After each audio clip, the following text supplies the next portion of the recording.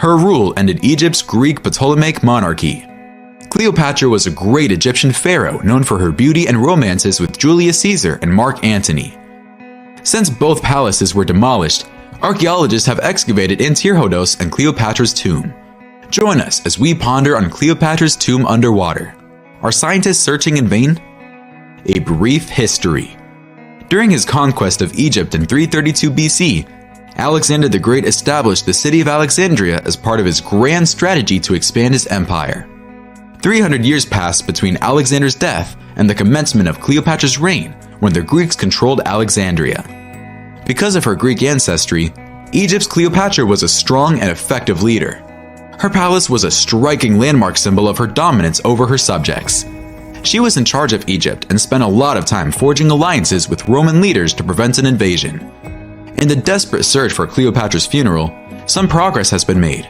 For instance, traces of her sunken palace have been discovered, and we'll talk about that later in the video. As she waited for the Romans to come, she took her own life when she realized that her efforts were useless. The 39-year-old wanted to rest next to her beloved Marcus Antonius, known as Mark Antony. Why couldn't Cleopatra accept Mark Antony's death? She was the queen of denial. Why was Cleopatra's palace flooded? Alexandria, the famous metropolis of ancient Egypt, was destroyed by an earthquake and subsequent tsunami, and Cleopatra's palace on the island of Antirhodos was also destroyed. Cleopatra's tomb has yet to be located, and new sites for underground temples have been discovered. But will Cleopatra's tomb ever be found? Or are experts wasting their time? There's more on that coming up shortly. A few centuries after Cleopatra's death, the island of Antirhodos was sunk by an earthquake and tsunami, burying the palace beneath around 10 meters of murky water in a small bay. I believe now that Cleopatra was buried in her tomb that she built next to her palace, and it is under the water, Ha has said. In the 1990s, French archaeologist Franco Dio discovered the writings of a Greek historian named Strabo, which provided the first detailed account of Cleopatra's palace in over 2,000 years. According to Strabo, the island of Antirhodos was situated in a bay close to the shore of the ancient city of Alexandria. Strabo also wrote about Queen Cleopatra's palace on that island. Cleopatra's sunken palace rediscovered. For 10 years, the European Institute of Underwater Archaeology labored to arrange an expedition to discover what happened to Cleopatra's lost palace. The European Institute of Underwater Archaeology worked for 10 years, organizing a trip.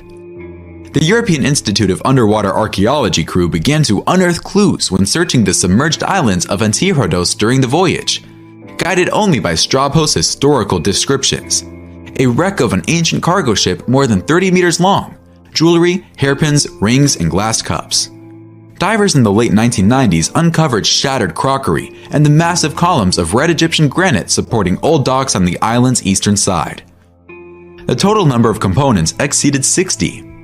Click the subscribe button if you enjoyed the video so that you can join our small exclusive community and be in the know about all the latest news and updates. According to depictions made decades ago, the column served as a ceremonial entrance to the island.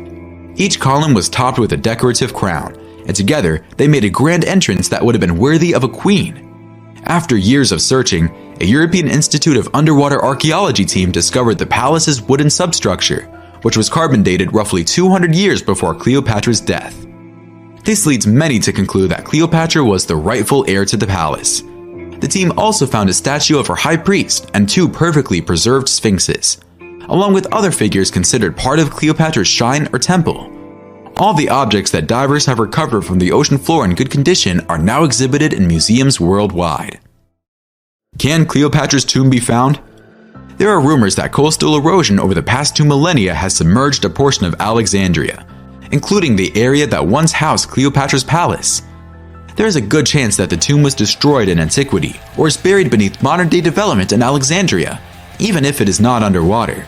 Scholars believe that even if it had been left untouched by humans, it would have been buried or submerged by earthquakes and seawater. Several experts have also pointed to its high probability of being stolen in antiquity. Even though Cleopatra's palace has been studied in the past, there are no current efforts to find her underwater tomb. The line of rulers, known as Ptolemies, which traced its ancestry back to Ptolemy Soter, one of Alexander the Great's generals, ended with Cleopatra. Although Alexander passed away in Babylon, he was ultimately re-interred in Alexandria.